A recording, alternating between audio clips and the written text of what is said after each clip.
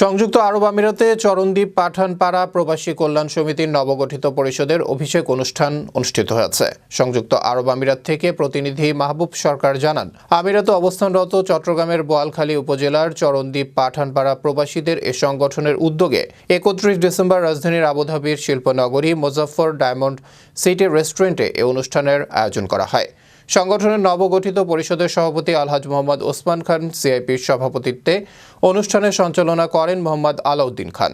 এতে প্রধান অতিথির বক্তব্য রাখেন বিশিষ্ট ব্যবসায়ী মোহাম্মদ নাসির উদ্দিন শিকদার এবং প্রধান বক্তা ছিলেন মোহাম্মদ জালাল উদ্দিন।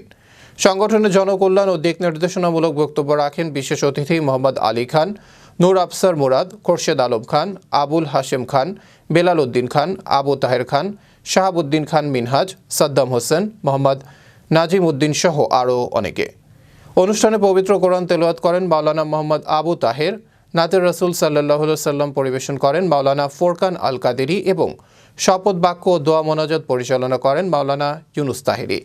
সমাপনী বক্তব্যে সভাপতি মোহাম্মদ ওসমান খান সিআইপি সংগঠনের লক্ষ্য ও উদ্দেশ্য তুলে ধরার পাশাপাশি তা বাস্তবায়নের লক্ষ্যে সকলকে ঐক্যবদ্ধ ও প্রতিশ্রুতিবদ্ধ থাকার অনুরোধ জানান।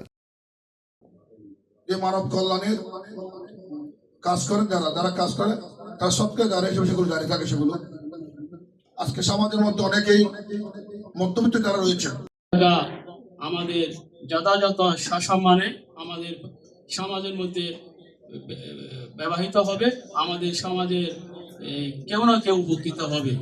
সেই জন্য আমরা যারা চাকরি করি, ব্যবসা করি, প্রত্যেকের সামর্থ্য অনুযায়ী যখনই এই সমিতির পক্ষ থেকে সকলের মতামতের ভিত্তিতে কোনো সিদ্ধান্ত আসবে, কর্মসূচি আসবে, আপনারা সেভাবে এগিয়ে আসবেন। এটা